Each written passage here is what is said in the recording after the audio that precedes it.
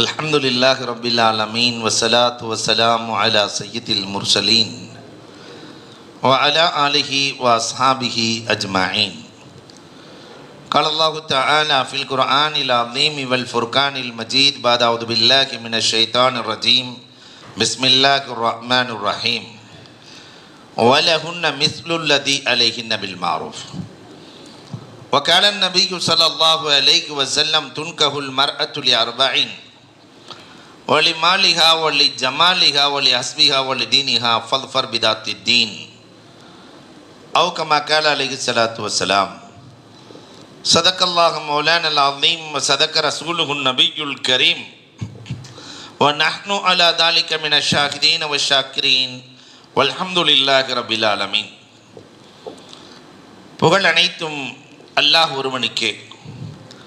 சாந்தியும் சமாதானமும் கண்மணி ரசூலுல்லாஹி ஸல்லல்லாஹு அலைஹி வஸல்லம் அவர்களின் மீதும் அவர்களை பின்பற்றிய உத்தம சத்திய சஹாபாக்கள், தாபஈன்கள், தபஅத் தாபஈன்கள், சுகதாக்கள், சாலிஹீன்கள், நாதாக்கள், நல்லவர்கள், குறிப்பாக நம் அனைவரின் மீதும் அல்லாஹுவின் சாந்தியும் சமாதானமும் என்றென்றும் நின்று நிலவட்டுமாகுக. கணியத்திற்கும் மிகுந்த மரியாதைக்கு முறைத்தான் அல்லாஹுவின் நல்லடியார்களே, அண்ணல் பெருமானார் ஸல்லல்லாஹு அலைஹி வஸல்லம் அன்னவர்களின் வாழ்க்கை வரலாற்று குறிப்பிலிருந்து பெருமானாரினுடைய இளமை பருவம் எப்படி இருந்தது என்று நாம் பார்த்து வந்தோம். பெருமானார் ஸல்லல்லாஹு அலைஹி வஸல்லம் அன்னவர்கள் ஒரே ஒரு ஹதீஸிலே உக்ஸிம் இப்னு சைஃபி என்று 72 வயது கிழவன், குடுகுடு கிழவன், 18 வயது பெருமானாரை பார்த்து அபூ தாலிபிடத்திலே, வளர்ப்பு தந்தை அபூ தாலிபிடத்திலே இவரை பற்றி என்ன நினைக்கிறீர் என்று கேட்கிற போது அபூ தாலிப் தொடர்ந்து பெருமானாரினுடைய புகழை சொல்லிக்கொண்டே வருகிறார்கள். இதைத்தான் நேற்று பார்த்தோம். கடைசியிலே உக்ஸிம் இப்னு சைஃபி கேட்டுக்கொண்டே இருக்கிறார். அபூ தாலிப் பதில் சொல்லி மாள முடியாமல் உக்ஸிம் இப்னு சைஃபியை பார்த்து சொன்னார், இவரை பற்றி கேட்டுக்கொண்டே இருக்கிறீர்கள், நானும் சமூகத்தின் மீது பாசமுள்ளவர் என்றேன், குடும்பத்திலே சங்கையானவர் என்றேன், குண அழகு படைத்தவர் என்றேன், அமானிதத்தை காப்பவர் என்றேன், எப்பொழுதும் உண்மை சொல்பவர் என்றேன், எல்லோரின் மீதும் நம்பிக்கை வைத்திருப்பவர் என்றேன், எல்லோரின் மீதும் நல்லெண்ணம் கொண்டவர் என்றேன், சமூகத்திற்கு அள்ளி கொடுப்பவர் என்றேன், ஃபஹ்ஷான காரியங்கள் பாவகாரியத்தில் அவர் ஈடுபட்டதே இல்லை என்றேன்.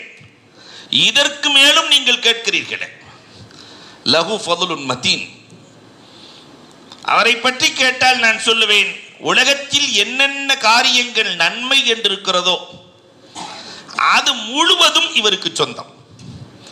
18 வயது இளைஞனுக்கு தகப்பனார் கொடுத்த சர்டிபிகேட். நம்ம தகப்பனார் என்னைக்காவது நம்ம பிள்ளைகளுக்கு இந்த சர்டிபிகேட்டை கொடுத்துருக்கிறார்களா? என் பிள்ளை உண்மைதான் பேசுவான், பொய்யே பேச மாட்டான், என் பிள்ளை நல்ல பிள்ளை என்ற சர்டிபிகேட் கொடுக்கிற அளவிற்கு இளமையில் பெருமானார் நடந்தார்கள். இதெல்லாம் கேட்டு முடிச்சுட்டு அந்த உக்ஸிம் இப்னு சைஃபி ஒரு வார்த்தை சொன்னார் அபூ தாலிபை பார்த்து, உங்களுக்கு இவ்வளவுதான் தெரியும், நான் யமன் தேசத்திலிருந்து வருகிறேன், அந்த முகக்குறிப்பை பார்த்து சொல்லுகிறேன், வேதம் படித்திருக்கிறேன், வேதம் சொல்கிறது இவர் சாதாரண இளைஞன் அல்ல.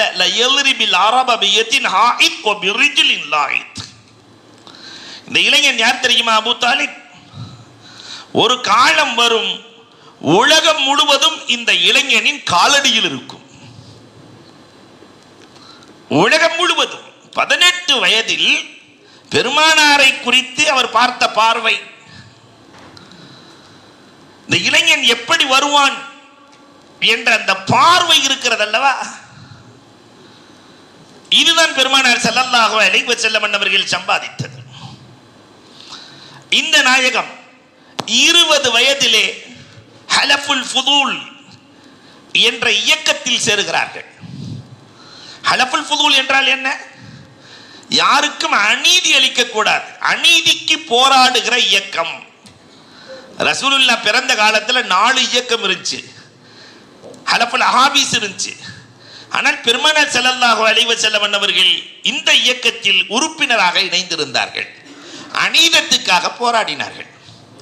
ஹர்புல் ஃபுஜார் பெருமானார் 21 வயதிலே அரபு தேசத்தை மக்காவை நோக்கி வருகிற படையெடுப்பில் கலந்து கொண்டு, சிறிய படையெடுப்பில் கலந்து கொண்டு மக்காவை பாதுகாத்தார்கள். இதற்கு பிறகு பெருமானார் 22 வயதிலே ஷாமுக்கு சம்பாதிக்க செல்கிறார்கள். பொதுவாகவே அரபுகளுக்கு ஒரு பழக்கம் இருக்கும், கூட்டு வணிகம். கோடை காலத்திலே ஷாமுக்கு செல்வார்கள், குளிர்காலத்திலே யமனுக்கு செல்வார்கள். ஊரில் இருக்கிற எல்லோருடைய பணத்தையும் திரட்டி மொத்த வியாபாரம், வருகிற லாபத்தில் கொடுத்த அளவிற்கு பிரித்துக் கொள்வார்கள். ஆனா இன்னைக்கு அப்படி வியாபாரம் செய்யறதுக்கு யாரையும் நம்பி கொடுக்குற மாதிரி இல்லை. கொடுத்தா மொத்தமா அடிச்சுட்டு போயிடுறாங்க, அல்லது பேப்பர்ல மட்டும் கணக்கு இருக்கு, கைக்கு வர்றதே இல்லை. இது சமூகத்தினுடைய சூழல். அன்பிற்குரியவர்களை எண்ணி பார்க்கிறோம். பூமான் நபிகள் கோமான் ஸல்லல்லாஹு அலைஹி வஸல்லம் சிரியாவுக்கு 22 வயதிலே மைசராவோடு, யார் அந்த மைசரா? கதீஜா ரலியல்லாஹு தஆலாவினுடைய அடிமை மைசரா. பெருமானார் வணிகம் செய்கிறார்கள். இந்த வணிகத்தை 2-3 ஆண்டுகளாக பார்த்து கொண்டே இருக்கிற மைசரா, பெருமானாரினுடைய வியாபாரம் எல்லாம் எப்படி இருந்துச்சுன்னு சொன்னா, அதிக முதலீடு, குறைவான லாபம். அவர் வியாபாரத்திலே போய் நின்றால் பரக்கத் வருகிறது, வாடிக்கையாளர்கள் வருகிறார்கள். அந்த வியாபாரத்தில் பொய் இல்லை, நேர்மை இருந்தது. அவர் வெயிலிலே நின்றால் மேகம் குடைபிடிக்கிறது. இதெல்லாம் மைசரா 2-3 ஆண்டுகளாக பார்த்து கொண்டே இருக்கிறார். இந்த மைசரா தான் கதீஜா ரலியல்லாஹு இடத்திலே சொல்லுகிறார், 25 வயதிலே பெருமானாருக்கு குடும்ப வாழ்க்கை ஆரம்பமாகிறது. இன்றைய தலைப்பும் அப்படித்தான், பெருமானாரின் குடும்பம், திருமணம் தருகிற பாடங்கள். இதான் இன்னைக்கு தலைப்பு. பெருமானார் ஸல்லல்லாஹு அலைஹி வஸல்லம் அவர்கள் 11 மணங்களை முடித்தார்கள். அதில் முதல் மணம் அன்னை கதீஜா ரலியல்லாஹு தஆலாவை மணம் முடிக்கிறார்கள் பெருமானார் ஸல்லல்லாஹு அலைஹி வஸல்லம். 2 மணங்களை முடித்து தோல்வி கண்ட கதீஜா இப்பொழுது சகோதரி கதீஜா ரலியல்லாஹுவினுடைய சகோதரி தான் போய் மாப்பிள்ளை பார்க்குறாங்க. பெருமானாரினுடைய குணாதிசயங்கள், நடைமுறைகள் அனைத்தையும் பார்த்துவிட்டு கதீஜாவிடத்திலே சொல்ல, மைசராவும் துணையாக சொல்ல, கடைசியில் அப்துல் முத்தலிப் இடத்திலே பேசப்பட்டு திருமணம் நடக்கிறது. திருமணத்துக்கு பெருமானாருக்கு தேவையான பொருளை எல்லாம் வாங்கி கொடுத்தது கதீஜா தான். எல்லாம் வாங்கி கொடுத்து திருமணம் நடக்கிறது. கோடீஸ்வரி கதீஜா ஏழை நாயகம் கண்மணி ரசூலுல்லாஹி ஸல்லல்லாஹு அலைஹி வஸல்லத்தை மணமுடிக்கிறார்கள். வரலாறு மாறுகிறது. உலகம் அழிகிற வரை பெருமானார் ஒரு ஹதீஸ் சொன்னார்கள், கமுலமினர் ரிஜாலி கசீர். ஆண்கள்ல பரிபூரணத்துவத்தை பெற்றவர்கள் நிறைய பேர்கள் இருக்கிறார்கள், ஆனால் பெண்களில் 4 பேர் தான். கதீஜா, ஃபாத்திமா, மரியம், ஆசியா. இந்த 4 பேர் தான் காமிலானவர்கள், பரிபூரணமானவர்கள் என்று பெருமானார் ஸல்லல்லாஹு அலைஹி வஸல்லம் சொல்லுகிறார்கள். அதில் அன்னை கதீஜா ரலியல்லாஹு தஆலா. அவங்க தர்ற முதல் பாடம் என்ன தெரியுமா? இன்னைக்கு உலகத்தில் அந்த பாடம் மட்டும் இருந்துச்சுன்னா எந்த குடும்பமும் தோற்காது. களைத்து வருகிற கணவனுக்கு ஆறுதல் சொல்லுகிற மனைவி. வீட்டுக்குள்ள நுழையும் போதே மனைவி கணவனுக்கு ஆறுதலாக இருந்தால் அந்த இல்லம் சிறப்பாக இருக்கும். இன்னைக்கு எல்லாம் படிச்சுட்டு வரும்போதே எப்படி வர்றாங்கன்னு சொன்னா 50-50. நான் ஒரு நாள் சோறாக்குறேன் சமையல், நீ ஒரு நாள். நானும் சம்பாதிக்கிறேன், நீயும் சம்பாதிக்கிற, இல்லையா? நாம நியாயத்தை சொல்ல போனால் சார்பு கொள்கை இருந்தால் தான் குடும்பம் சிறப்பாக இருக்கும். அது என்ன சார்பு கொள்கை? நம்முடைய முன்னோர்கள் எல்லாம் நாம் கண்டதெல்லாம் எப்படி என்றால், ஆம்பளைக்கு சம்பாதிக்க தெரியும், சமையல் செய்ய தெரியாது, டீ கூட போட தெரியாது, மனைவியை சார்ந்துதான் இருக்கணும். பெண்ணுக்கு சம்பாதிக்க தெரியாது, ஆனா சமையல் அற்புதமா செய்வார்கள். சம்பாத்தியத்தில் கணவனை சார்ந்து இருக்க வேண்டும். கணவன் மனைவியை சார்ந்தும் மனைவி கணவனை சார்ந்தும் இருக்கிற இந்த சார்பு கொள்கை திருமணத்தில் இருந்த சந்தோஷம், நிம்மதி, ஆனந்தம். இன்னைக்கு 2 பேருமே படிச்சுட்டு ஹாய் ஹாய் இல்லையா? நாம ஒரு காலம் பார்த்திருக்கிறோம், ரஹமத்துல்லாங்கிற பேருள்ள ஆளுக்கு கல்யாணமே பண்றதுக்கு பொண்ணு கிடைக்காது, மாப்பிள்ளையும் கிடைக்காது. ரஹமத்துல்லான்னு சொன்னா சிக்கல். ஏன்னா மாப்பிள்ளை பேரை சொல்லக்கூடாது, அஸ்ஸலாமு அலைக்கும் ரஹமத்துல்லான்னு சொல்ல வேண்டி இருக்குல்ல. அந்த சிக்கலுக்காக வேண்டியே ரஹமத்துல்லாவை கட்ட மாட்டாங்க. ஏன்னா ரஹமத்துல்லான்னு சொல்ல வேண்டியிருக்கு, புருஷன் பேரை சொல்ல வேண்டியிருக்குன்னு. இப்போ கால மாற்றம், பேரெல்லாம் சொன்னாங்க, பேர் சொல்லி அழைச்ச காலம் மாறி இன்னைக்கு அப்படிலாம் இல்லை. டே குண்டா வாடா. இது இன்றைய உலகம். இனி வருகிற காலத்தில் என்ன நடக்குமோ, திருமணம் முடிப்பார்களோ முடிக்க மாட்டார்களோ என்ற சூழலுக்கு சமூகம் தள்ளப்பட்டு கொண்டிருக்கிறது. அன்பிற்குரியவர்களை, அன்னை கதீஜா ரலியல்லாஹு தஆலா அப்படி அல்ல, பெருமானாருக்கு ஆறுதல் சொல்லுகிற மனைவி. எந்த நிலையில் ஆறுதல் சொன்னார்கள்? பெருமானார் வகியை வாங்க சென்று விட்டு வருகிறார்கள், வகியை வாங்க சென்று விட்டு வருகிறார்கள், மலையிலே தனித்திருக்கிறார்கள், ஜிப்ராயிலை சந்தித்தார்கள். முதலில் ஜிப்ராயிலை பார்த்தவுடன் பதட்டம், கடுமையான பதட்டம், காய்ச்சலாக மாறுகிறது. பெருமானார் ஸல்லல்லாஹு அலைஹி வஸல்லம் கதீஜாட்ட போய் சொல்றாங்க, 2 வருஷமா மலைக்கு போயிட்டு இருக்கிறார், ஒன்றும் சம்பாதிக்கல. கதீஜா ரலியல்லாஹு போய் சொல்றாங்க, இந்த மாதிரி காய்ச்சல் ஆயிடுச்சு, ஒரு பெரிய உருவத்தை பார்த்தேன், நான் பயந்துட்டேன், காய்ச்சல் ஆயிடுச்சு. நம்ம வீட்டில் பெண்கள்கிட்ட சொன்னால் உன்னை யார் மலைக்கு போய் சொன்னது? சம்பாதிக்கிறத விட்டு போட்டு நீ மலையில் உட்காந்து காய்ச்சல் வராமல் என்ன செய்யும் இல்லையா? காற்று கருப்பு பிடிக்காமல் என்ன செய்யும்? நம்ம சொல்லுவோமா இல்லையா? ஆனால் பெருமானார் ஸல்லல்லாஹு அலைஹி வஸல்லத்தினுடைய அன்பு மனைவி என்ன செய்தார்கள் தெரியுமா? என்ன ஆறுதல் வார்த்தைகள்! இந்த மனைவி சொன்ன ஆறுதல், கல்லா, நீங்கள் கவலைப்படாதீர்கள். ஏன் தெரியுமா? உங்களை மனமுடித்து நான் பார்த்த அனுபவம். 15 வருஷமா அவங்க கூட நான் வாழ்ந்துகிட்டு இருக்கிறேன். 40 வயசுல வகி வருது. 15 வருஷமா அவங்க கூட நான் வாழ்ந்துட்டு இருக்கிறேன். ஆனால் இதுவரை எப்படி நீங்கள் நடந்தீர்கள் தெரியுமா? தக்ஸிபில் மதும். இங்க கொஞ்சம் நான் நிறுத்திட்டு, 15 வருஷம் வாழ்ந்த மனைவி கணவனோடு இருக்கிற நிலையையும் கொஞ்சம் யோசித்து பார்க்க வேண்டும் இல்லையா? கல்யாணம் முடிச்ச புதுசுல அவ்வளவு ஆனந்தமா இருப்பாங்க. வண்டியிலலாம் போகிறத பார்த்தாக்கா கட்டி பிடிச்சி பயங்கரமா, ஏன்டா ஒன்றா மொத்தமாக போனால் 2 பேரும் போயிடணும், ஒருத்தர் மட்டும் போய் இன்னொருத்தர் தப்பிச்சிடக்கூடாதுன்னு. இந்த 3-4 வருஷம்லாம் ஆச்சுன்னு சொன்னாக்கா அப்படி தோளில் கை போட்டுட்டு போவாங்க. இந்த 10 வருஷம்லாம் ஆச்சுன்னா அப்படி சட்டையை லேசாக அப்படி பிடிச்சிட்டு லேசாக அதிலே பார்த்தலாம். 15 வருஷம்லாம் ஆச்சுன்னு சொன்னாக்கா டெச்சே இருக்காது, பின்னாடி பிடிச்சிக்கந்தம்மா. உன் மேலே நம்பிக்கை இல்லை, வண்டி மேலே இருக்கிற நம்பிக்கை கூட உன் மேலே இல்லை இல்லையா? சிரிக்கிறதெல்லாம் பார்த்தா நடக்கிற மாதிரியே தெரியுது.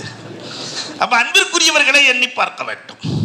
15 வருட வாழ்க்கையின் அனுபவம். பெருமானாருக்கு சொன்ன வார்த்தை என்ன தெரியுமா? தக்ஸிபில் மதும். நீங்கள் சாதாரண ஆள் இல்லை, இல்லாத அத்தனை பேர்களுக்கும் சம்பாதிக்கிற பண்பு உங்களிடத்தில் இருக்கிறது.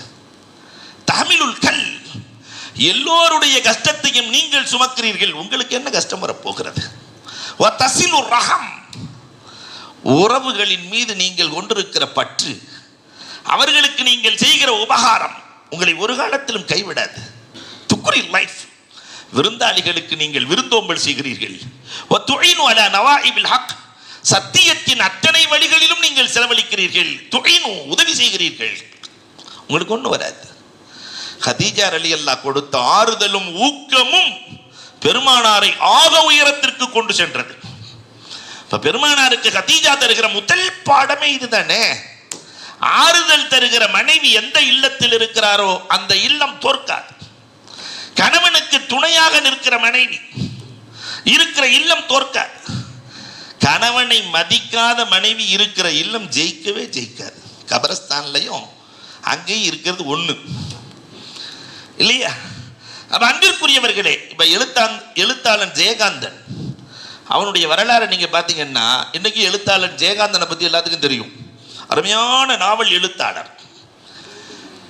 மல்லிகை கடையில் வேலை செய்கிறாரு. வேலையிலேருந்து விளக்கிட்டான் கடைக்காரன். விளக்குனவுடனே மனைவிட்ட வந்தவுடனே மனைவி சொன்னா, நீங்கள் ஏன் கவலைப்படுறீங்க? 35,000 ரூபா நீங்கள் கொடுத்ததுலேருந்து நான் சேர்த்து வச்சிருக்கிறேன். 35,000 ரூபா. 35,000 ரூபாயில் நம்ம 1 வருஷம் வாழலாம். நான் சொல்றது 25 வருஷத்துக்கு முன்னாடி 1 வருஷம் வாழலாம். நீங்கள் எழுதுங்கள், உங்கள் பேனா முனைக்கு என்று தனி பவர் இருக்கிறது. நீங்கள் எழுதுங்கள், நான் துணை நிற்கிறேன், குடும்பத்தை நான் பார்க்கிறேன், எழுதுங்கள். மனைவி கொடுத்த உத்வேகம், மனைவி கொடுத்த ஆர்வம், அல்லாஹ் அக்பர். இன்றைக்கும் உலகத்திலே எழுத்தாளர்கள், தமிழ் இலக்கிய எழுத்தாளர்கள், தமிழ் நாவல் எழுத்தாளர்களில் மிகச்சிறந்தவனாக நிகழ்வதற்கு காரணம் அந்த மனைவியின் உந்துதல். இப்போ கதீஜா ரலியல்லாஹு படிக்க வேண்டிய பாடம் நிறைய உண்டு. அதில் முதல்ல ஆறுதல் சொல்லுதல் அவர்களுக்கு சொந்தமானது. இரண்டாவது, மக்கள்லாம் பேசுறாங்க, பெருமானார் காசுக்காக கல்யாணம் பண்ணிட்டாங்க, பெரிய கோடீஸ்வரி இல்லை. இந்த செய்தி கிடைச்ச உடனே எல்லாத்தையும் ஒன்று சேர்த்தாங்க. கதீஜா ரலியல்லாஹு ஒன்று சேர்த்து சொன்னார்கள், என் சொத்துக்கள் முழுவதையும் நான் என் கணவர் கண்மணி ரசூலுக்கு அன்பளிப்பு செய்து விட்டேன். அவர் கை மேலே இருக்கும், என் கை கீழே இருக்கும் என்றார்கள். அவர் கை மேலே இருக்கும், என் கை கீழே இருக்கும். என்ன அற்புத வாழ்க்கை, என்ன அற்புத வாழ்க்கை. ஜிப்ராயில் அலைஹிஸ்ஸலாம் வந்து சொல்லுகிறார்கள், ரசூலே, அல்லாஹ் கதீஜாவுக்கு சலாம் சொல்லி அனுப்பினார். ரப்பின் சலாம் கதீஜாவுக்கு என்றால் அப்ப கதீஜா ரலியல்லாஹு வாழ்ந்த வாழ்க்கை அத்தனையும் இஸ்லாத்திற்காக. முதலில் இஸ்லாத்தை ஏற்ற பெண்மணி. அவர்கள் வாழ்ந்த காலம் முழுக்க தலைமுடி தெரியாது. வீட்டில் பரக்கத்து வரணும் பெண்களுக்குன்னு சொன்னா தலைமுடி மறைச்சிருக்கணும். முடி அவுரத் என்ற முதல் பாடத்தை கதீஜா தான் இந்த உலகத்திற்கு கற்றுக் கொடுக்கிறார்கள். இன்னைக்கு அதெல்லாம் எந்த பிரச்சனையும் இல்லை. நேராக போய் கட்டிங் பண்ணிட்டு நம்ம பொண்ணுங்க படுத்துகிற பாடு. அல்லாஹு அக்பர். கதீஜா ரலியல்லாஹுவிடத்தில் பெருமானார் வந்து சொல்கிறார்கள், அம்மா கதீஜா, ஜிப்ராயில் அலைஹிஸ்ஸலாம் உங்களுக்கு சலாம் சொல்ல ஆசைப்படுகிறார்கள், அழைத்து வரட்டுமா? அழைத்து வாருங்கள் ரசூலே. ஜிப்ராயில் அலைஹிஸ்ஸலாம் வீட்டுக்கு வருகிறார்கள், சலாம் சொல்லுகிறார்கள், பதில் சலாம் சொல்லுகிறார்கள் கதீஜா ரலியல்லாஹு. ஆனால் வந்தது ஜிப்ராயில் தானான்னு சோதிக்கணும். இப்போ என்ன செய்யறது? ஜிப்ராயில் கதீஜாவை பார்த்துருவாங்க, ஆனால் கதீஜாவுக்கு ஜிப்ராயிலை பார்க்கிற ஆற்றல் வேண்டுமே. ஜிப்ராயிலை பார்க்கணுமே இல்லையா? தெரியாது. வந்தது ஜிப்ராயில் தானா? கதீஜா ரலியல்லாஹு சம்மணம் போட்டு உட்காந்துக்கிட்டு ரசூலுல்லாவை அழைத்து என் மடியில் உட்காருங்கன்ட்டாங்க. என் மடியில் அமருங்கள். மனைவியின் மடியில் அமருகிறார்கள் ரசூலுல்லாஹ். வலது காலில் உட்கார்றாங்க, தொடையில். ஜிப்ராயில் நம்மை பார்த்து கொண்டு இருக்கிறாரா? ஆமாம், பார்த்துட்டு தான் இருக்கிறாரு. அப்படி கொஞ்சம் எந்திரிங்க. இடது தொடையில் அமருங்கள். ஜிப்ராயில் நம்மை பார்த்து கொண்டு இருக்கிறாரா? பார்த்துட்டு தான் இருக்கிறாரு. தலைச்சீலையை அகற்றி தலைமுடி தெரிகிற அமைப்பில் உட்கார்ந்து இப்பொழுது ஜிப்ராயில் நம்மை பார்த்து கொண்டிருக்கிறாரா? பெருமானார் சொன்னார்கள், தலை நெறிக்க ஓடிக்கொண்டிருக்கிறார். அப்பதான் கதீஜா சொன்னாங்க, முந்திய வேதத்தில் படித்திருக்கிறேன், வேதக்காரர்களிடத்திலே கேட்டிருக்கிறேன், எந்த வீட்டில் பெண் முடியை மறைத்திருக்கிறாளோ அந்த வீட்டில் மலக்குகள் தங்குகிறார்கள். எந்த வீட்டில் பெண் முடியை மறைக்கவில்லையோ அந்த வீட்டில் காசான மலக்குகள் வருவதில்லை. இன்னைக்கு கேரள மக்கள் எப்பொழுதுமே முடியை மறைக்கிற பழக்கம் கொண்டவர்களாக இருக்கிறார்கள். பரக்கத் கொட்டுது. இங்க நம்ம இதுல அல்லாஹு அக்பர் லைசன்ஸ் என்று நினைத்துக் கொண்டார்கள். புர்காவை புர்கா போட்ட எங்க வேணாலும் போகலாம். ஸ்ரீதேவியில போய் நல்ல நோன்பு திறக்கலாம், எங்க வேணாலும் போகலாம். மக்கள் நினைத்துக் கொண்டார்கள், அது என்ன புர்கா லைசன்ஸா? அன்பிற்குரியவர்களே, அந்த புர்காவை போட்டுவிட்டு பின்னால் முடியை தூக்கி போட்டுவது அறவே கூடாது, ஹராம். இந்த பாடத்தை முதலில் சமூகத்திற்கு சொல்லிக் கொடுத்தவர்கள் அன்னை கதீஜா. பெருமானார் ஸல்லல்லாஹு அலைஹி வஸல்லத்தோடு வாழ்கிறார்கள். அல்லாஹு அக்பர். 3 ஆண் குழந்தைகள், 4 பெண் குழந்தைக்கு தாயாக இருந்து அன்னை கதீஜா ரலியல்லாஹு தஆலா, கோடீஸ்வரி கதீஜா, இந்த இஸ்லாத்தின் வளர்ச்சிக்காக செலவழித்து செலவழித்து செலவழித்து ஒன்றுமில்லாமல் காய்ச்சல், கடும் காய்ச்சல், போர்த்தி கொள்ள கோடீஸ்வரி கதீஜாவுக்கு போர்த்த போர்வை இல்லை. இந்த நிலையிலும் கொஞ்சம் நம்ம யோசிச்சு பார்க்கணும். ரசூலை ஒரு நாள் பேசியிருப்பாங்களா? நம்ம அம்மா 1 பவுன் கொடுத்துருச்சுன்னு சொன்னா அது பேச்சுற பேச்சு. சொத்தையே கொடுத்துட்ட மாதிரி, இல்லை ஒன்றை தானே கொடுத்தேன், அத்தனையும் நாசம் பண்ணிட்டு வந்துட்டியே, நடுத்தருவில் நிற்க வச்சுட்டியே, என்னை இப்படி ஆக்கிட்டியே அப்படி ஆக்கிட்டியே என்று சொல்லுகிற இந்த உலகத்தில் அத்தனையும் இழந்த அன்னை கதீஜா ரலியல்லாஹு தஆலா போர்த்தி கொள்ள போர்வை இல்லை. ஃபாத்திமாவை அழைத்து, சின்ன புள்ள ஃபாத்திமா, அம்மா ஃபாத்திமா போய் கடுமையாக காய்ச்சலாக இருக்கு, ரசூலுல்லாஹ் பள்ளியில் இருக்கிறாங்க, போர்த்தி கொள்ள துண்டை வாங்கி வா. பெருமானார்கிட்ட சொன்ன உடனே பெருமானார் கண்களில் கண்ணீர், துண்டை எடுத்து கொடுக்கிறார்கள். பெருமானாரின் துண்டை உடை போர்த்தினாலும் காய்ச்சல், கடும் காய்ச்சல். அப்ப கதீஜா கேட்டு அனுப்புனாங்களா, அம்மா ஃபாத்திமா நான் மௌத்தாயிட்டா கபூர்ல வைக்கும்போது ரசூல் தன்னுடைய தலப்பாகையை என்னுடைய கபூர்ல வைப்பாங்களா? கபரின் வேதனை இல்லாமல் போகுமே, தலப்பாகையை வைப்பாங்களா? இந்த செய்தியை ஃபாத்திமா ரலியல்லாஹு தஆலா போய் ரசூலிடத்திலே சொல்ல ரசூல் தேம்பி தேம்பி அழுதார்களாம். சொல்லம்மா ஃபாத்திமா, அம்மாவிடத்திலே சென்று சொல்லம்மா, என் தோளை கலட்டி கேட்டாலும், என் தோளை கலட்டி கேட்டாலும் என் கதீஜாவுக்கு தருவேன். என்ன வாழ்க்கை, அற்புதமான வாழ்க்கைக்கு சொந்தக்காரர்கள் அன்னை கதீஜா. குடும்ப வாழ்க்கை என்பது இப்படித்தான் இருக்க வேண்டும். அல்லாஹு அக்பர். அல்லாஹ் ரப்பல் ஆலமீன் இந்த வாழ்க்கை வாழ நம் அனைவருக்கும் தௌஃபீக் செய்வானாக. ஒருவரை ஒருவர் பிடித்து ஆனந்தமாய் வாழுகிற வாழ்க்கை. இரண்டாவதாக பெருமானார் ஸல்லல்லாஹு அலைஹி வஸல்லம் மணமுடித்தது சௌதா. சௌதா தருகிற பாடம் என்னவென்றால், இயற்கையிலேயே பொறுமையான மனைவி சௌதா ரலியல்லாஹு தஆலா. கதீஜா ரலியல்லாஹுவோட வயசு ரொம்ப கூட, ஆனா பொறுமை. ஆயிஷா ரலியல்லாஹு தஆலாவை விட வயது அதிகம், ஆனால் பொறுமை. சௌதா ரலியல்லாஹு தஆலாவுக்கு பெருமானார் ஸல்லல்லாஹு அலைஹி வஸல்லம் சௌதா ரலியல்லாஹு தஆலாவை மணமுடிக்கிறார்கள். ஒரு நாள் ஆயிஷா ரலியல்லாஹு தஆலா ஹரீரா பாயாசம் காய்ச்சுறாங்க. பாயாசம் காய்ச்சி அது கொஞ்சம் கெட்டியாகவும் காய்ச்சிட்டாங்க. இது சௌதா ரலியல்லாஹுக்கு பிடிக்கல. ஆயிஷா ரலியல்லாஹு தஆலா சொன்னாங்களாம், பாயாசத்தை சாப்பிடுங்கன்னு சொன்னாங்க. உடனே இல்லைம்மா எனக்கு வேணா சௌதா. ரெண்டாவது தடவை ஆயிஷா ரலியல்லாஹு தஆலா எல்லாரும் சாப்பிட்றாங்கல்ல, நீங்கள் சாப்பிடுங்க. இல்லை எனக்கு அது வேணாம். பொம்பளையை பொதுவாக வேணான்னு சொல்லிட்டு அது வேணாம் தான். ஆம்பளையாவது மாற்றிடலாம், பொம்பளையில் மாற்றது ரொம்ப சிரமம். மூணாவது தடவை சொல்கிறோன்னே வேணான்னு சொன்னோன்னே அந்த பாயாசத்தை எடுத்து ஆயிஷா ரலியல்லாஹு தஆலா மூஞ்சியில் வச்சு தேய்ச்சிட்டாங்க, சௌதா மூஞ்சியில். இதெல்லாம் பெருமானார் பார்த்துக்கிட்டே இருக்கிறாங்க. பார்த்த உடனே பெருமானார் ஸல்லல்லாஹு அலைஹி வஸல்லம் சொன்னாங்களா, சௌதாட்ட இவ்வளவா பொறுமையாக இருக்கிறது, நீயே எடுத்து தேய்மா.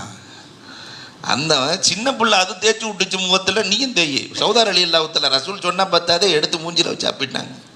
பெருமானார் ஸல்லல்லாஹு அலைஹி வஸல்லம் சிரிக்கிறார்கள்.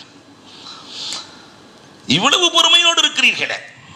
பொறுமைக்கு சொந்தக்கார அந்த சௌதா தன்னுடைய தினத்தையே, பெருமானார் ஒரு நாளைக்கு ஒரு மனைவி இடத்தில் இருப்பார்கள், 11 பேர்களிடத்திலேயும் மாறி மாறி இருப்பார்கள். தன் தினத்தையே ஆயிஷாவுக்கு அன்பளிப்பு செய்தவர்கள். என் தினத்தையும் சேர்த்து உங்களுக்கு நான் வழங்கி விடுகிறேன் என்று. அவ்வளவு அல்லாஹு அக்பர். அற்புதத்துக்கு சொந்தக்காரர்கள் சௌதா. விட்டு கொடுக்கிற மனம், இந்த குடும்பத்தில் விட்டு கொடுக்கிற மனம் வந்துவிட்டால் அந்த இல்லம் சுபிச்சமாக இருக்கும் என்பதற்கு சௌதாதான் சான்று. இன்னைக்கு விட்டு கொடுக்கிற மனம் நம்முடைய இல்லங்களில் எவ்வளவு இருக்கிறது? ஆண் விட்டு கொடுக்கிறானா, பெண் விட்டு கொடுக்கிறாளா அப்படின்னு ஒரு பட்டிமன்றமே வைக்கலாம். அவ்வளவு தூரத்துக்கு இன்னைக்கு குடும்பம் ஓடிக்கொண்டிருக்கிறது. எல்லா நிலைகளிலும் ஆண் தான் விட்டு கொடுக்க வேண்டிய சூழலில் தள்ளப்பட்டிருக்கிறான். பெண் ஒரு காலத்தில் விட்டு கொடுக்க தயாராக இல்லை. தமிழ்ல சொல்லுவாங்க, விட்டு கொடுப்பவர்கள் கெட்டு போவதில்லை, கெட்டு போபவர்கள் விட்டு கொடுப்பதில்லை. நான் ஏற்கனவே நினைவுபடுத்தி இருக்கிறேன், இருந்தாலும் சொல்றேன். நம்ம சமையலறை குறிப்பு கூட விட்டு கொடுத்தலை சொல்லி கொடுக்கிறது. சமையலறையில் இந்த தேங்காய் சட்னியும் தக்காளி சட்னியும் நீங்கள் பார்த்துருக்கலாம். இந்த தேங்காய் சட்னி விட்டே கொடுக்காது, போட்டு அரைச்சிக்கிட்டே இருந்தால் தான் இல்லையா? தக்காளி சட்னி அப்படி இல்லை, போட்டோம்னா என்ன செஞ்சோம், ஒரு அரை சட்னி ரெடி ஆகிடும். ஆனால் விட்டு கொடுக்குற தக்காளி சட்னி கெட்டே போகாது. விட்டு கொடுக்காத தேங்காய் சட்னி சீக்கிரம் கெட்டு போயிடும் இல்லையா? நம்ம சமையலறை கூட இந்த சமூகத்திற்கு பாடம் சொல்லித்தரும். இப்ப விட்டு கொடுக்காதவர்கள் சமூகத்தில் வாழ்வதில்லை. விட்டு கொடுத்து வாழ்ந்த மனைவி சௌதா. மூன்றாவதாக பெருமானார் ஸல்லல்லாஹு அலைஹி வஸல்லம் அவர்கள் அன்னை கதீஜா ரலியல்லாஹுவுக்கு அடுத்து சௌதா. மூன்றாவதாக ஆயிஷா சித்திகா. ஆயிஷா ரலியல்லாஹு தஆலாவை பெருமானார் கனவுல 2 முறை காட்டப்பட்டு 3 முறை ஜிப்ராயில் அலைஹிஸ்ஸலாம் ஆயிஷாவின் தோற்றத்தையே காட்டி இவர்களை மணக்க வேண்டும் என்று சொல்லி அதற்கு பிறகு பெண் பேசப்படுகிறது. அல்லாஹு அக்பர். உஸ்மான் இப்னு மத்ஊன் ரலியல்லாஹு தஆலாவினுடைய மனைவி தான் ரசூல் ஸல்லல்லாஹு அலைஹி வஸல்லத்துக்கு ஆயிஷா ரலியல்லாஹு தஆலாவை பற்றி பேசுகிறாங்க. பேசி திருமணம் எல்லாம் நடக்கிறது. ஆயிஷா ரலியல்லாஹு தஆலா 9 வயதிலே மதீனாவிற்கு வந்ததற்கு பிறகு பெருமானார் ஸல்லல்லாஹு அலைஹி வஸல்லம் ஒன்று சேர்ந்தார்கள். வரலாறு நிறைய இருக்கிறது. ஆனாலும் அந்த ஆயிஷாவிடத்திலே ஏராளமான பாடம் இருக்கிறது. உலகத்திற்கு ரசூலின் கல்வியை கொண்டு வந்து சேர்த்தவர்கள் ஆயிஷா. அதனால பெண் கல்வி கூடாது என்று இந்த மார்க்கம் ஒரு காலத்திலும் சொல்லவே சொல்லாது. பெண்களுக்கு கல்வி தேவை என்பதற்கு ஆயிஷா ரலியல்லாஹை விட பெரிய சான்று யார் இருக்க முடியும்? ஒருவர் ரலியல்லாஹு தஆலா போய் கேட்கிறாங்க, ஆயிஷா நீங்கள் கல்வியாளர் ஆச்சரியம் இல்லை, ரசூலின் மனைவி, நீங்கள் கவிஞர் ஆச்சரியம் இல்லை, அபூபக்கர் ரலியல்லாஹுவின் மகள், உங்க தகப்பனார் பெரிய கவிஞர், ஆனால் மருத்துவம் செய்கிறீர்களே. ஆயிஷா ரலியல்லாஹு தஆலா டாக்டர், மருத்துவம் செய்கிறீர்களே, இது எப்படி செய்கிறீர்கள்? சொன்னாங்களா, இதுக்கும் ரசூல் கொடுத்த பிச்சை தான். பெருமானார் தான் கற்றுக் கொடுத்தார்கள். மனிதனுக்கு அல்லாஹ் 2 மூலப்பொருளை தேர்வு செய்கிறான். இந்த உடலை படைக்க அல்லாஹ் மண்ணை தேர்வு செய்தான். மண்ணில் இந்த உடல் படைக்கப்பட்டது. உடலுக்கு பிரச்சனை என்றால் மண்ணிலே மருந்து இருக்கிறது. தலைவலியா, கால்வலியா, வயிற்று வலியா, இடுப்பு வலியா, மண்ணிலே மருந்து இருக்கிறது. இந்த உடல் இயங்குவதற்கு அல்லாஹ் நஃபக்து ஃபீஹி மின் ரூஹி, என் ரூஹை ஊதி இருக்கிறேன் என்கிறான். அல்லாஹ்வினுடைய ரூஹ் உள்ளே இருக்கிறது. அதனால தான் அல்லாஹ் செய்கிற எல்லா வேலையும் இவன் செய்வான். ஆக்குதல், அழித்தல், உடைத்தல், எடுத்தல் எல்லாம் செய்வான். அதனால ரூஹுக்கு பிரச்சனை என்றால், மனப்பிரச்சனை என்றால் மண்ணிலே மருந்தில்லை. அலா பி திக்ரில்லா, திக்ரிலேயும் திலாவத்திலும் தான் மருந்து இருக்கிறது. இதை வைத்துத்தான் நான் சிகிச்சை அளிக்கிறேன் என்று சொன்னார்களே ஆயிஷா. யார் உருவாக்கியது? பல பிரச்சனைகளுக்கு ஆயிஷாவின் தீர்வு முத்திரை. கிட்டத்தட்ட 5 வருஷம் போராட்டம். உமர் ரலியல்லாஹுடைய காலத்தில் 5 வருஷம் போராட்டம் ஒரு மசாலாவுக்கு. கணவன் மனைவி ஒன்று சேர்ந்து விட்டார்கள். திடீர்னு ஒரு ஆளு கதவை தட்டி கணவனை கூப்பிட்டார். குளிப்பு கடமையா இல்லையா? என்ன சட்டம்? ஒவ்வொருத்தரும் ஒவ்வொரு மசாலா சொல்றாங்க. சிக்கனான பிரச்சனை. கடைசியில் ஸைத் பின் சாபித் ரலியல்லாஹு தஆலா, நான் போய் அம்மா ஆயிஷாட்ட கேட்டு வர்றேன்ட்டாங்க. ஆயிஷா ரலியல்லாஹை விட 15 வயசு கூட. நான் போய் ஆயிஷா ரலியல்லாஹ்ட்ட போய் கேட்டு வரேன்ட்டு போகிறாங்க. ஆயிஷா ரலியல்லாஹ்ட்ட போய் அஸ்ஸலாமு அலைக்கும், ஒரு மசாலா கேட்கறதுக்காண்டி வந்திருக்கிறேன், இந்த மசாலா போய் கேட்க முடியுமா? ஒரு பொம்பளையிட்ட போய் கணவன் மனைவி ஒன்று சேர்ந்ததுக்கு பின்னாடின்னு சொல்லி ஆரம்பிக்க முடியுமா? இல்லை, கேட்கலான்னு வந்தேன், ஆனால் கேட்க முடியாது, அதனால் நான் போயிட்டு வரேன்னாங்க. அந்த அம்மாவுக்கு வந்ததே ரோசம். ஆயிஷாவுக்கு, நான் உங்கள் தாய், ரசூலின் மனைவி, உங்கள் தாய், தாயிடத்தில் பிள்ளை கேட்பதற்கு அனுமதி இல்லையா? என்ன வேண்டுமானாலும் கேளுங்கள். அப்ப கேட்கும்போது தான் ஆயிஷா ரலியல்லாஹு தஆலா சொன்னாங்க, கணவன் மனைவி ஒன்று சேர்ந்து விட்டாலே குளிப்பு கடமையாகி விடும்.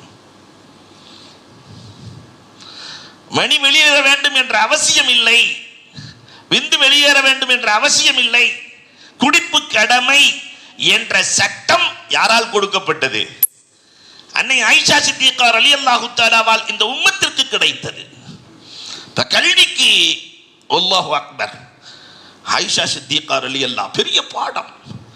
இந்த உம்மத்தில் நல்ல டாக்டர்கள் வேணும். இந்த உம்மத்திற்கு பெண் வக்கீல்கள் வேண்டும். இன்னைக்கு எவ்வளவு கஷ்டங்கள் இந்த உம்மத்தில். அதை உருவாக்குகிற சமூகமாக பாதுகாப்போடு கூடிய கல்வியாளர்கள் தேவை என்று ஆயிஷா அழகான பாடம் தருகிறார்கள். பெருமானார் ஸல்லல்லாஹு அலைஹி வஸல்லத்தினுடைய மகள் ஃபாத்திமாவுக்கும் ஆயிஷாவுக்குமே சண்டை வந்துருச்சு. பொதுவாகவே இயற்கையிலே சண்டைங்கிறது இல்லையா, இந்த நாத்துனா சண்டைங்கிறது துனியாவில் எல்லா இடத்துலையும் நடக்கும், கோயம்புத்தூரை தவிர. ஏன்னா நான் ஊருக்கு போகணுமா இல்லையா? உலகத்தில் நாத்துனாவை பிடிச்சிருக்கிற மனைவி உலகத்தில் யாராவது இருக்காங்களா? ஏன் நாத்துனா ரொம்ப நல்லவங்க அப்படின்னு சொல்கிற ஒரு ஆள் கூட கிடையாது. ஒரு நாத்துனாவு என்றாலே ஒரு 4 நாத்துனா 3 நாத்துனா 5 நாத்துனாலாம் இருந்துச்சுன்னா என்ன நிலைமை? சக்கராத்து தான், உலகத்திலே சக்கராத் தான். அப்போ ஃபாத்திமா ரலியல்லாஹு தஆலாவுக்கும் ஆயிஷாவுக்கும் பிரச்சனை. ஃபாத்திமா ரலியல்லாஹு ஆயிஷா ரலியல்லாஹு திட்டிடுறாங்க. இப்போ எப்படி சரி பண்ணுறது? நாம என்ன செய்வோம்? ரசூல் ஸல்லல்லாஹு அலைஹி வஸல்லம் வர்றாங்க, 2 பேருமே குற்றச்சாட்டு. ஆயிஷா சரியில்லைன்னு ஃபாத்திமா சொல்கிறாங்க, ஃபாத்திமா சரியில்லைன்னு சொல்லி ஆயிஷா சொல்கிறாங்க. என்ன செய்யறது? பெருமானார் ஸல்லல்லாஹு அலைஹி வஸல்லத்தை போல பிரச்சனையை தீர்க்கிற மாமனிதர்களை இந்த உலகம் கண்டதே இல்லை. நேராக ஃபாத்திமாட்ட போனாங்க. பொதுவாகவே பிள்ளைங்க என்ன சொன்னாலும் கேட்பாங்க, இந்த மனைவிமார்கள் அன்னையிலேருந்து இன்னைக்கு வரைக்குமே கொஞ்சம் கஷ்டம்தான். அதனால் நேராக பிள்ளைகிட்ட போய் சொன்னாங்களா, அம்மா பாத்திமா எனக்கு எதெல்லாம் பிடிக்கும்ல அதெல்லாம் உனக்கும் பிடிக்கும் தானே? ஆமாம் வாப்பா, உங்களுக்கு பிடிச்சதெல்லாம் எனக்கு பிடிக்கும் வாப்பா, எனக்கு ஆயிஷாவை ரொம்ப பிடிக்கும்மா, அதனால் சண்டை போடாத. அதற்கு பிறகு ஃபாத்திமாவுக்கும் ஆயிஷாவுக்கும் சண்டை வந்ததாக ஒரு வரலாறு இல்லை. பிரச்சனையை தீர்க்கிற விதம் அழகு. ஆனால் நம்ம ஆம்பளைகள்லாம் பிரச்சனையில் பெட்ரோலை ஊற்றிடுவான். சில பேர் சண்டை வரும்போது பெட்ரோலையோ மண்ணெண்ணையோ ஊற்றி விட்டு இல்லையா பத்தி எரியும். ஆனால் பெருமானார் ஸல்லல்லாஹு அலைஹி வஸல்லம் அவர்கள் அழகாக தீர்த்து வைக்கிற பண்பாடு. ஆயிஷா ரலியல்லாஹு தஆலாவுக்காக வேண்டி அவர்கள் இல்லை என்றால் நமக்கு தயம்மமுடைய ஆயத்தில்லை. அவர்களால் தானே இந்த உம்மத்திற்கு தயம்மம் என்ற சட்டம் கிடைத்தது. அல்லாஹு அக்பர். ஆயிஷா ரலியல்லாஹு சொல்றாங்க, மற்ற மனைவியை விட எனக்கு நிறைய சிறப்புகளை அல்லாஹ் வழங்கினான். நான் தான் பெருமானாருக்கு கன்னிப்பெண். என் சமூகத்தில் என் சந்ததியில் தான் 4 பேர் சஹாபி. வேறு யாருக்கும் எந்த சமூகத்தில் உலகத்தில் யாருக்கும் இல்லை. என் தகப்பனார் சஹாபி அபூபக்கர் ரலியல்லாஹு, அவங்க தகப்பனார் சஹாபி அபூ குஹாஃபா, நான் சஹாபி, எங்க அக்கா மகன் அஸ்மா மகன் அப்துல்லாஹ் இப்னு ஜுபைர் சஹாபி. 4 தலைமுறை சஹாபி என்பது எங்களுக்கு மட்டும் சொந்தம். ஆயிஷா ரலியல்லாஹு தஆலா சொல்றாங்க, 11 வசனங்களை கொண்டு அல்லாஹ் ரப்பல் ஆலமீன் என்னை பரிசுத்தப்படுத்தினான். ரொம்ப கீரத்தானவங்க ஆயிஷா. இட்டுக்கட்டு ஆயிஷா மேலேயே இட்டுக்கட்டு வந்துச்சு. பெருமானார் பொறுமையோடு இருக்கிறார்கள். 11 வசனத்திலே அல்லாஹ் சுத்தப்படுத்துகிறான். அபூபக்கர் ரலியல்லாஹு போய் சொல்லிட்டாங்க, அல்லாஹ் உன்னை சுத்தப்படுத்திட்டாம்மா. இங்கேயும் நம்ம கவனிக்கணும், இட்டுக்கட்டு தன் மகளின் மீது இட்டுக்கட்டு நடந்து பெருமானார் ஒதுங்கி இருக்கிற போது கூட பெருமானாரின் மீது உயிரை விட்டவர்கள் அபூபக்கர் ரலியல்லாஹு தஆலா. மகளுக்குன்னு ஒன்று, என் மகளையே நம்பல அப்படின்லாம் வரல. அல்லாஹு அக்பர். பெருமானாரோடு நின்றவர்கள்.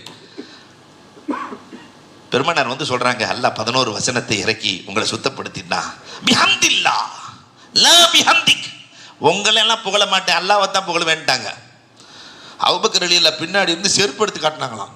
ரசூலுல்லாஹ் பேசக்கூடாது, அடிச்சிருவேன்னு. அடிச்சு ஒழுங்கா இருந்துக்க, பல்ல உடைச்சிருவேன்னு சொல்லுவோமா இல்லையா, அப்படிலாம் காட்டுறாங்க. ஆனால் ஆயிஷா ரலியல்லாஹு தெளிவாக நிற்கிறாங்க. பெருமானார் ஸல்லல்லாஹு அலைஹி வஸல்லம் கடவாய்ப்பல் தெரிய சிரித்தார்களாம். என் ஆயிஷா என்ன ரோஷப்படுகிறார்கள். அப்ப மனைவியின் ரோஷத்தை கூட கணவன் கண்டு ரசிக்க வேண்டும் என்பதற்கு ஆயிஷாவும் ரசூலும் தான் அழகான பாடம். என் மனைவி ஆயிஷா ரோஷத்திலும் அழகானவள் இல்லையா? அன்பிற்குரியவர்களை எண்ணி பார்க்க வேண்டும். என் மடியில் தான் பெருமானார் ஸல்லல்லாஹு அலைஹி வஸல்லம் கடைசி நேரத்தில் இருந்தார்கள். என் வீட்டில் தான் பெருமானார் ஸல்லல்லாஹு அலைஹி வஸல்லம் அடக்கப்பட்டார்கள். என் மடியில் இருக்கிற போதுதான் வஹி இறங்கியது. எல்லாம் எனக்கு சொந்தம் என்று ஆயிஷா சொல்லுகிறார்களே.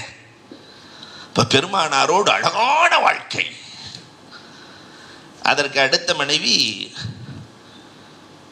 உம்மு சலமா ரலியல்லாஹு தஆலா.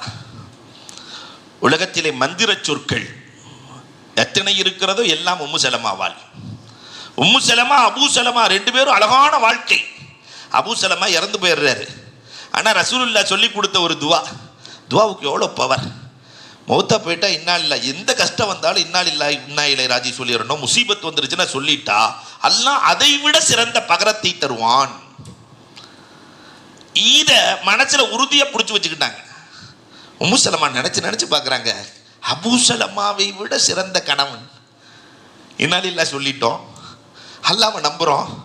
அபூ சலமாவை விட உயர்ந்த கணவன் நமக்கு கிடப்பாரா? அரபுலகத்தில் அப்படி ஒருத்தர் இல்லையே என்று நினைத்து கொண்டிருக்கிற போதுதான் பெருமானார் ஸல்லல்லாஹு அலைஹி வஸல்லம் பெண் கேட்டு அனுப்புகிறார்கள். உம்மு சலமாவை நான் மனமுடித்துக் கொள்ளுகிறேன் கேட்டுவாங்க. அல்லாஹு அக்பர். உம்மு சலமா அந்த சந்தோஷத்தில் ரசூல் கேட்டாங்கன்னா, ஏன்ட்ட 3 குறை இருக்கு, அதை ரசூல்கிட்ட சொல்லிடுங்க. ஒன்று, எனக்கு நிறைய பிள்ளைங்க இருக்கு, 4 பிள்ளைங்க இருக்கு எனக்கு. 2வது, எனக்கு வயசாயிடுச்சு. 3வது, நான் ரோஷக்காரி. உங்கள்கிட்ட ரசூல்கிட்ட போய் ரோஷத்தை காட்ட முடியாதுல்ல. பெருமானார் ஸல்லல்லாஹு அலைஹி வஸல்லம் வந்து சொல்லும்போது பெருமானார் சொன்னார்கள், எனக்கும் குழந்தை இல்லையா, என் குழந்தையோடு சேர்த்து இவர்களும் குழந்தையாக இருக்கட்டும். யத்தீமான பிள்ளைகள், எல்லா யத்தீம்களுக்கும் நான் தானே தகப்பனாக இருக்கிறேன்.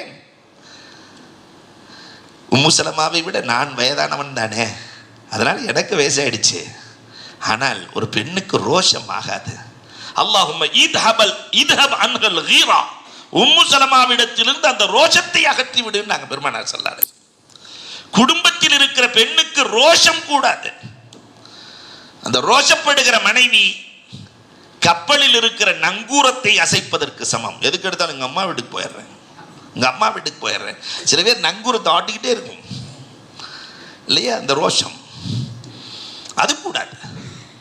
உம்மு சலமா ரலியல்லாஹு தஆலாவை போன்ற ஆலோசனை தருபவர்கள் உலகத்தில் யார் இருக்கிறார்கள்? ஹுதைபியா உடன்படிக்கையின் போது என்ன செய்வதென்றே தெரியவில்லை. ஹுதைபியா உடன்படிக்கை ஒரு அழகான பாடம். பெருமானார் ஸல்லல்லாஹு அலைஹி வஸல்லத்திற்கு மிகப்பெரிய இல்லையா, ரசூலுடைய தைரியத்துக்கும் அளவே கிடையாது. அகல் போர் 4 சக்திகள் ஒன்று சேர்ந்து பெருமானாரை எதிர்த்து அல்லாஹ் காற்றால் காப்பாற்றுகிறான். தன்னை அழிக்க 4 சக்திகள் இருக்கிறது என்று தெரிஞ்சுக்கிட்டே பெருமானார் ஸல்லல்லாஹு அலைஹி வஸல்லம் எந்த விதமான ஆயுதமும் எடுக்காமல் மக்காவுக்கு புறப்பட்டு போறாங்கன்னு சொன்னா, ரப்பு நம்மோடு இருக்கிறான்ங்கிற அந்த வலுவான தைரியம் தானே. போனால் அங்கே உம்ரா செய்ய விடலை யாருமே. போன ஆளுகள்லாம் திரும்பி வர மாட்டேங்கிறாங்க. 5 பேர்த்த அனுப்புனாங்க. கடைசியில் உஸ்மான் ரலியல்லாஹு இறந்தே போயிட்டாங்கன்னு செய்தி வந்துருச்சு. என்னென்னவோ செஞ்சு கடைசியில் சஹாபாக்கள் வந்துட்டோம், எஹ்ராமோட உம்ரா செஞ்சுட்டு தான் போகணும், ஒரு வழியே இல்லை. உமர் ரலியல்லாஹு ஒரு வார்த்தை சேர்த்து கேட்டாங்க, காலம் முழுக்க அழுதாங்க உமர் ரலியல்லாஹு தஆலா. இங்கே இருக்க குழப்பத்தை எல்லாம் பார்த்துட்டு நீங்கள் நபி தானேன்ட்டாங்க. நீங்கள் நபி தானே, ஏன் அவங்க சொன்னதெல்லாம் கேட்குறீங்க? முகமதுங்கிறத ரசூலுல்லாங்கிறத அலின்னா அழிக்கிறீங்க, எதை சொன்னாலும் சொல்றீங்க, அவர்கள் எதை சொன்னாலும் சரி என்கிறீர்களே, நீ நபி தானே. சொல்லி முடிக்கல, அல்லாஹ் வசனத்தை இறக்கிட்டானே, இன்னா ஃபதஹ்னா லக ஃபத்ஹம் முபீனா. வெற்றி வருவதற்கு முன்னால் மிகப்பெரிய வெற்றியை அடைந்து விட்டீர்கள். ஹுதைபியா வெற்றிங்கிறான் அல்லாஹ். ஒரு பயத்தை போட்ட அல்லாஹ் ரப்பல் ஆலமீன் உள்ளத்தில் யூதர்கள் நசாராக்கள் குறைஷிகளே ஒப்பந்தத்திற்கு வந்து விட்டார்களா, பயங்கரமான வலுவானவர்களே முகம்மதை பார்த்து பயந்து விட்டார்கள், எல்லாம் பயந்துட்டான். மிகப்பெரிய வெற்றி என்று அல்லாஹ் ரப்பல் ஆலமீன் பேசுகிறான். கடைசியில் உம்ராவை என்ன செய்யறது, உம்ரால செய்ய முடியாது, எல்லாம் குழப்பத்தில் இருக்கும்போது உம்மு சலமா ரலியல்லாஹு தஆலா மொட்டை அடிச்சுட்டு கிளம்புங்க ரசூலே, நடக்கிறத பாருங்க. ரசூலுல்லாஹ் மொட்டை அடிச்சாங்க, எல்லாம் போய் அமைதியாக உட்காந்து மொட்டை அடிச்சுட்டு கிளம்பிட்டாங்க. அற்புதமாக ஆலோசனை கொடுத்த மனைவி உம்மு சலமா ரலியல்லாஹு தஆலா. கொண்ட அதிகமாக இருக்கும். ரசூலுல்லாஹ்ட்ட போய் அழுகிறாங்க, குளிப்பு கடமையாயிருச்சுன்னு சொன்னாக்கா நான் தலையை ஃபுல்லாக தண்ணி ஊற்றி குடிச்சா தலைவலி வந்துடுது, என்ன செய்யறது ரசூலே? அவர்களுக்காக வேண்டியே அல்லாஹ் சட்டத்தை மாற்றினான். நிறைய கொண்டை உள்ள பெண்கள் தலை முழுவதும் தண்ணீரை ஊற்ற தேவையில்லை, அடிப்பகுதி நனைந்தால் போதும். கொண்டையை தூக்கி குடிச்சிட்டு கீழே பகுதியில் தண்ணியை ஊற்றி நனைச்சிட்டா குளிப்பு கூடிவிடும், ஃபர்லான நிலை கூடிவிடும். உம்மு சலமாவுக்காக வேண்டி அல்லாஹ் ரப்பல் ஆலமீன் சட்டத்தை இயக்கினான். அதற்கு அடுத்த மனைவிதான் உம்மு ஹபீபா. அல்லாஹு அக்பர். உம்மு ஹபீபாவை விட சிறந்த பாடம் இந்த உம்மத்திற்கு கிடையாது. இன்றைய உலகத்தில் கணவனா தகப்பனா எந்த குடும்பம் ஜெயிக்கும்? கல்யாணத்துக்கு பின்னாடி என் தகப்பனை விட என் கணவன் மேல் என்று நினைக்கிற குடும்பம், நினைக்கிற மனைவி தோற்கவே மாட்டார். என் தகப்பனை விட என் கணவன் எனக்கு மேல் என்று நினைக்கிற மனைவி இருக்கிற குடும்பம் தோற்காது. என்னுடைய கணவனை விட என் தகப்பன் தான், எங்க டேடி தான் எனக்கு முக்கியம்னா அந்த குடும்பம் வீணா போயிடுச்சுன்னு அர்த்தம். இதற்கு அடையாளம் உம்மு ஹபீபா. உம்மு ஹபீபா சாதாரணமான பெண் அல்ல. உம்மு ஹபீபாவின் திருமணத்திற்கு நஜ்ஜாசி மன்னர் மகர் ரசூலுக்கு 4000 திர்ஹம் அனுப்பி வைத்தார். அந்த உம்மு ஹபீபா ரலியல்லாஹு தஆலா தகப்பனார் அபு சுஃபியான். அபு சுஃபியான் சாதாரண ஆள் இல்லை, குறைஷி குல தலைவர். ரசூலுல்லாஹ் உட்கார்ந்துருக்கிற நாற்காலியில் வந்து உட்கார்ந்தாரு. என் கணவர் அமருகிற நாற்காலியில் அமருகிற தகுதி இல்லை எந்திரிங்கன்ட்டாங்க. தகப்பனை விட கணவன் மேல் என்ற நிலை இன்னைக்கு அப்படி இல்லை. நான் இயற்கை அடிக்கடி சொல்றது உண்டு. இந்த கீரனூர்ல இருந்து கூட அந்த ஒரு கிளிப் அனுப்பிச்சு வச்சாங்க, நீங்கள் எல்லாம் கேட்டு இருக்கலாம். இன்னைக்கு இந்த நிலைக்கு காரணம் யார் தெரியுமா? பெண்கள். ஆம்பளைய இயற்கையாகவே எல்லாருமே, எல்லா ஆண்களுமே 95-98% பிள்ளைகளிடத்திலே சொல்லித்தான் வளர்க்கிறோம். டே அம்மாவை மறந்துடக்கூடாதுடா, தாயிடா, பெத்தவடா, வாழ்க்கையில் ஒரு நாள் அவளை கைவிட்டுறாதடா, அவ இல்லைன்னா நீ இல்லடா இப்படின்னு எல்லா ஆம்பளையிலுமே பிள்ளைகளுக்கு சொல்லுவாங்க. ஆனால் எந்த பெண்ணாவது தன் பிள்ளைகளிடத்தில், டேய் உங்கள் வாப்பாவை அத்தாவை விட்டுறாதடா, நான் வயிற்றுல தான்டா சுமந்து பெற்றேன் உங்களை, ஆனால் அவன் தகப்பனார் என்னையும் உன்னையும் தலையில் சுமக்கிறாரா. ஒவ்வொரு கணவனும் இதைத்தான் செய்கிறான். திருமணத்திற்கு பிறகு ஒவ்வொரு கணவனும் திருமணத்திற்கு பிறகு இறக்கிற வரை மனைவியையும் பிள்ளைகளையும் தலையிலும் தோளிலும் சுமக்கிறான். எல்லா கணவனும் தனக்குன்னு சம்பாதித்த கணவன் இல்லை. தனக்குன்னு யார் சம்பாதிக்கிறார்? எல்லாம் மனைவி மக்கள், மனைவி மக்கள். தனக்குன்னு இந்த ஆம்பளை சேர்க்கிறான்னா ஒன்னே ஒன்று சேர்ப்பான். தனக்குன்னு சேர்க்கிறது இந்த ஆம்பளை ப்ரெஷர் 160, சுகர் 430, கொலஸ்ட்ரால் 300, இதை ஃபுல்லாக தனக்குன்னு சேர்த்துக்கிட்டு குடும்பத்துக்கு ஃபுல்லாக இதுதான் சம்பாதிக்கிற சம்பாத்தியம் அத்தனையும் குடும்பத்திற்கு. அப்போ மனைவி என்னைக்காவது பிள்ளைகளை கூப்பிட்டு, டே அவங்க வாப்பா அவங்க தகப்பனார் நம்மளை தோளில் சுமக்கிறாரா, வாழ்க்கையில் அவரை மறந்துடக்கூடாதுரா, தகப்பனை மறந்தா நமக்கு உஜீவனம் கிடைக்காதுரா, உணவு கிடைக்காதுரா சொல்லுகிற மனைவிகள் இல்லை. நம்ம ஊர்ல எல்லாம் எப்படின்னா, கோயம்புத்தூரை சொல்லலை, நான் வெளியூரை சொல்கிறேன். நம்ம ஊர்ல எல்லாம் எப்படி சொல்லுவாங்கன்னா, பிள்ளைகள்கிட்ட கொப்பனை நம்பாத, அது லூசு, அது பேச்சை கேட்டால் நீ விளங்க மாட்டடா, ஒரு காலத்தில் எங்கள் ஒப்பனை நம்பிராதடா, இப்படியே சொல்லி சொல்லி, நான் சிரிக்க சொல்லவில்லை, இப்படியே சொல்லி சொல்லி என்ன ஆச்சு தெரியுமா, 60 வயதுக்கு மேலே இருக்கிற பெற்றோர்கள் வீடுகளில் அனாதைகளாக வாழ்கிறார்கள். பக்கத்தில் உட்கார்ந்து பேசுகிற இளவல்களே, பக்கத்தில் உட்கார்ந்து பேசுகிற பிள்ளைகள் இல்லை. தகப்பனாருக்கு முன்னாடி உங்களுக்கு என்ன செய்து வாப்பா, நான் என்ன செய்யட்டும், உங்களுக்கு என்ன தேவை இருக்கிறது, உங்களுடைய கடந்து வந்த பாதையின் தடங்கள் என்ன, நீங்கள் சொல்லித் தருகிற வழிகள் என்ன, கேட்கிற பிள்ளைகள் இல்லை. நம்ம காலத்திலேயே இல்லையே, நீ வருங்காலத்தில் எப்படி இருக்கும்? இதற்கு யார் காரணம்? அந்த விதை போட்ட பேச்சு தான் காரணம். உங்கள் அத்தாக்கு ஒன்றும் தெரியாது, அத்தாக்கு ஒன்றும் தெரியாது, அத்தாக்கு ஒன்றும் தெரியாது. அதனால பசங்க எல்லாமே, நீங்களாம் நிறைய இளவல்கள் இருக்கிறீங்க, இப்படி நினைச்சா மாத்திக்கிறணும். தகப்பனாருக்கு ஒன்றும் தெரியாது, தகப்பனாருக்கு ஒன்றும் தெரியாதனால தான் நீங்க அறிவாளியா வந்திருக்கீங்க. அல்லாஹு அக்பர். அன்புக்குரியவர்களை எண்ணி பார்க்க வேண்டும். இதுல உம்மு ஹபீபா ரலியல்லாஹு தஆலா கணவனை மதித்த மனைவி. உலகத்தில் எங்கு கணவன் மதிக்கப்படுகிறார்களோ அந்த இல்லங்கள் தோற்பதே இல்லை. அடுத்த ஹப்ஸா ரலியல்லாஹு தஆலா, உமர் ரலியல்லாஹு தஆலாவினுடைய மகள் ஹப்ஸா ரலியல்லாஹு தஆலா. அல்லாஹு அக்பர்.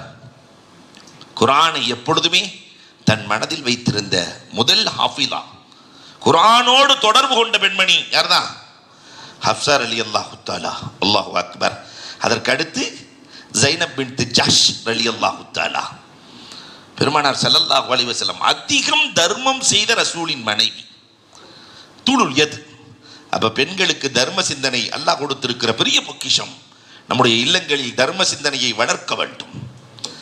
அடுத்த மனைவி ஜைனப் பின்த் ஹுசைமா உம்முல் ஐத்தாம், யத்தீம்களின் தாய். யாராவது யத்தீம்கள் இருந்தால் ரசூலுல்லாஹ்வுடைய காலத்திலே அவங்க வஃபாத் ஆயிட்டாங்க. 8 மாசம் தான் வாழ்ந்தாங்க.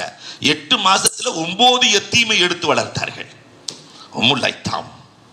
அதற்கடுத்து மைமூனா ரலியல்லாஹு தஆலா. இபாதத்திற்கு ஒரு மைமூனா. வீட்டிலே பரக்கத் வர வேண்டுமானால் அங்கே இபாதத் வர வேண்டும். அந்த இபாதத்தில் மைமூனாவுக்கு நிகர் யாரும் இல்லை. அவாபில் தொழுகையிலிருந்து அத்தனையும் தொழுவார்கள்.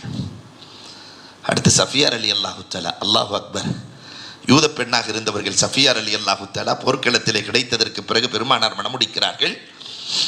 குடும்பத்தின் மீது பாசம், உறவுகளை நேசித்தல். சனிக்கிழமை எப்பயுமே சஃபியா ரலியல்லாஹு தஆலா சனிக்கிழமையை நேசிப்பாங்க. இது ரசூலுல்லாஹ்விட்ட போய் சொல்லப்படுது. என்ன சனிக்கிழமையை நேசி? ரசூலே, நான் நேசித்தது உண்மைதான். உங்களை திருமணம் முடிப்பதற்கு முன்னால் நான் யூத பெண் இல்லையா? சனிக்கிழமை தானே எங்களுக்கு சிறப்பான நாள். உங்களை மணமுடித்ததற்கு பிறகு அல்லாஹ் ரப்பல் ஆலமீன் மீது ஆணையாக நான் ஜும்மாவை நேசிக்க ஆரம்பித்து விட்டேன். கடைசி பெண்மணி தான் ஜுவைரியா. கலிமத்துஹா கலிமத்தே ஹசாலா. அந்த அம்மா பேசிச்சுன்னா மான் பேசின மாதிரி இருக்குமா. ஆயிஷாவே பயந்துருவாங்க. ரசூலை மயக்குகிற அழகு பேச்சு, அழகு பேச்சு. ஜுவைரியார் ரலியல்லாஹு தஆலா மென்மையாக பேசுவார்கள். பொதுவாகவே மென்மை இருக்கிற இடம் தோக்காது. சாதி ரொம்ப மென்மையான ஆள். சக்கராத்து ஆளில் இருக்கும்போது சாதிகிட்ட போய் கேட்டாங்களா, ஏதாவது உபதேசம் பண்ணுங்கன்னு. என் வாய் மாதிரி வாழ்ந்து கொண்டாரு. ஒரு பாய் மாதிரி வாழ்ந்து கொண்டா வாழலாம். வாய் மாதிரின்னா புரியல. 25 வருஷத்துக்கு முன்னாடி என் வாய் ஃபுல்லாக பல்லு இருந்துச்சா? ஆமாம் இருந்துச்சு. இப்போ இருக்குதா பல்லு? இல்லை, எல்லாம் காணாம போயிடுச்சு, கொட்டிருச்சு. பக்கத்தில் நாக்கு இருந்துச்சே, அன்னைக்கு இருந்துச்சா? இருந்துச்சு. இன்னைக்கு இருக்கு. அப்போ தான் சாதி சொன்னாங்களாம், கடினமாக இருந்த பல் காணாமல் போனது, மென்மையாக இருந்த நாவு அன்றைக்கும் இருக்கிறது, இன்றைக்கும் இருக்கிறது. கடினம் காணாமல் போகும். மென்மையாக வாழ்ந்தவர்கள் ஜுவைரியா. இந்த வாழ்க்கை நிறைய பாடங்களை தருகிறது. அந்த பாடங்களின்படி வாழ அல்லாஹ் தௌஃபீக் செய்வானாக. வாஹிரு தஅவானா அல்ஹம்துலில்லாஹி ரப்பில் ஆலமீன்.